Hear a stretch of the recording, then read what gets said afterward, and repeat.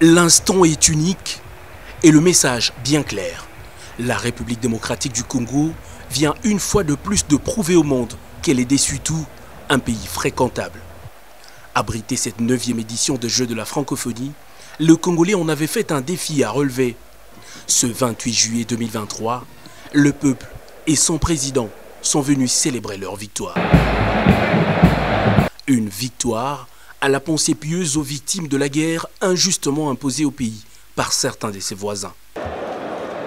Dans un stade archi-comble et en présence d'un invité de marque, le président togolais Faure Gnassingbe, la première ville francophone du monde, a étalé toute son hospitalité pour accueillir avec des ovations frénétiques les différentes délégations venues participer à ces Jeux de Kinshasa.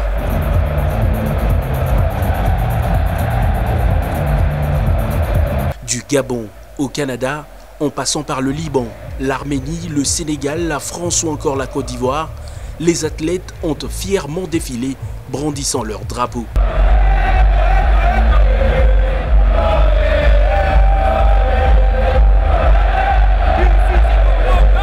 Au-delà de la langue française qu'ils ont en partage, ces jeunes enthousiasmés ont aussi la culture, les arts et les sports comme passion. Chers sportifs, chers artistes de tous horizons, vous incarnez l'esprit de ces Jeux. Vous êtes les ambassadeurs de l'émotion pure, des rêves et des aspirations de toute une génération. Du discours de son président, le Congolais a fait entendre sa voix, celle d'un peuple résilient et qui prend bien soin de ses valeurs. Aux côtés de la première dame de la République, la distinguée Denis Diakerou Tshisekedi, le chef de l'État a appelé ces jeunes athlètes à profiter sainement de ces instants avant de lancer officiellement les Jeux. Je déclare ainsi ouverts les 9e Jeux de la francophonie. Bonne chance à tous et que les meilleurs gagnent. Vive la francophonie, vive l'amitié entre les peuples et les communautés francophones universelles.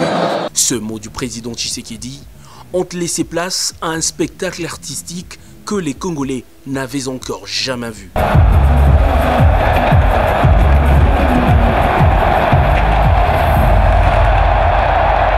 Danse, art dramatique, musique, sap et différentes représentations qui relatent l'histoire de la francophonie et de sa ville hôte ont composé un cocktail artistique haut en couleurs qui a fait trembler le mythique stade de Martyrs de la Pentecôte. Kinshasa sera le temps des Jeux la capitale de la francophonie. Impossible n'est décidément plus un vocabulaire congolais. Le président Tshisekedi et son peuple ont su le prouver.